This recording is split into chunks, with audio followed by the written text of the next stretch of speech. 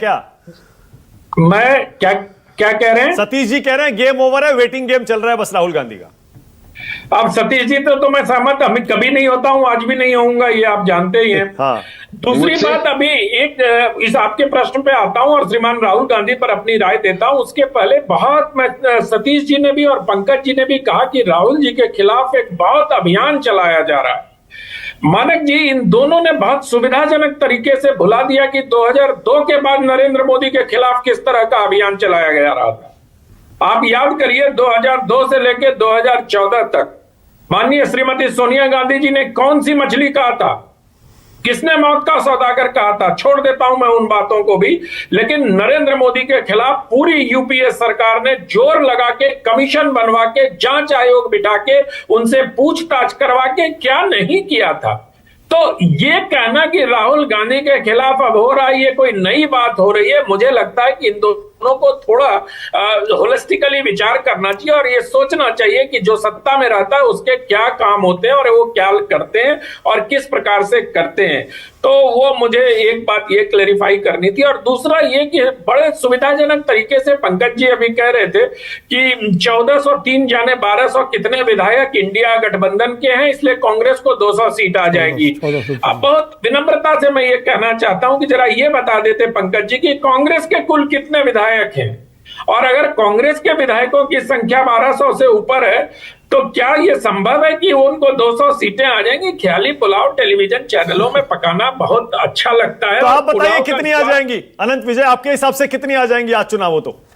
अभी कितनी आ जाएंगी ये कहना मुश्किल है, क्योंकि मानक जी अभी तो मतलब डिसाइड होना शेष है।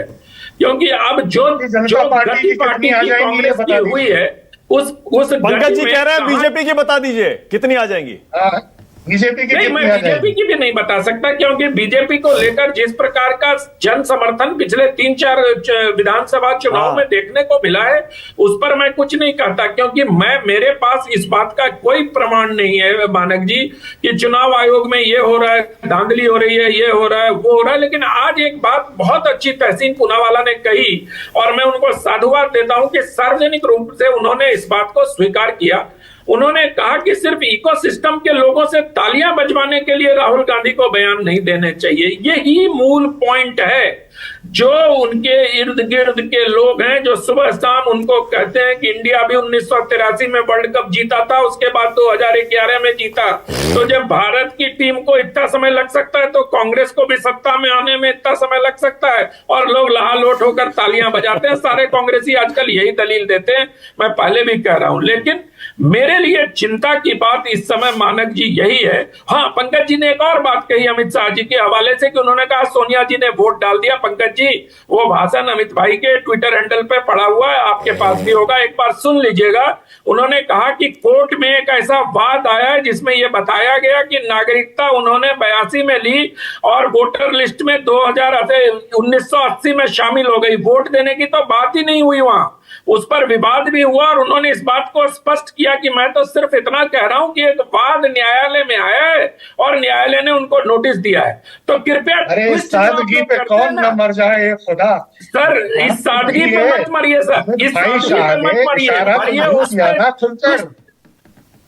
पंकज जी सादगी पे आनंद एक सेकंड, आनंद भाई एक सेकंड पंकज जी सुना दीजिए, शेर सुना दीजिए। नहीं मैं कह रहा हूँ शेर सुन लेते हैं ना, उसके बाद आप बोल दीजिए। हाँ शेर सुना दीजिए पंकज जी। वो तो सभी को पता है ना कि इस सादगी पे कौन न मर जाए खुदा, लड़ते भी हैं और हाथ में तलवार भी नहीं।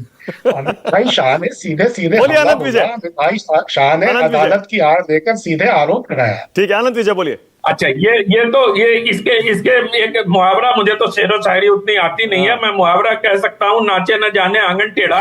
तो मुझे लगता है कि भाई अगर आपको आरोप ही समझना है या चोर की दाढ़ी में तिनका दोनों हो सकते हैं, तो मुझे लगता है कि अगर उन्होंने वोट डाला, क्योंकि प्रियंका जी ने भी यही उत्तर दिया कि भाई उन्होंने वोट डाला ही नहीं। अरे भाई वोट डालने की कोई बात ही नहीं कर रहा, बात तो इस बात पर आया कि सोनिया जी नागरिक 82 में बनी, वोटर लिस्ट में उनका नाम 80 में आया, अदालत इसका फैसला कर देगा। आनंद विजय, वोट चोरी का मुद्दा फायदा दे रहा है या बैकफायर कर रहा है कांग्रेस पार्टी को, राहुल गांधी को?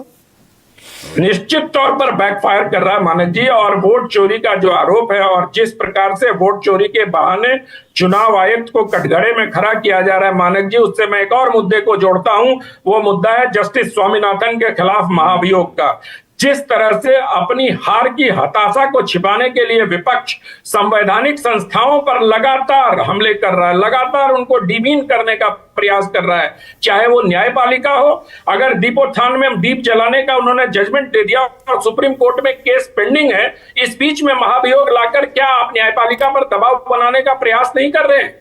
तो मुझे लगता है कि ये न लोकतंत्र के लिए ठीक है, न लोकतंत्र के उस प्रहरी के लिए ठीक है। प्रहरी कई प्रकार के होते हैं। कुछ प्रहरी लापरवाह होते हैं तो उनके रहते हुए वहां से चोरी हो जाती है, और कुछ प्रहरी ऐसे होते हैं जो सजग होते हैं, वो सब चीजों पर ध्यान रखते हैं।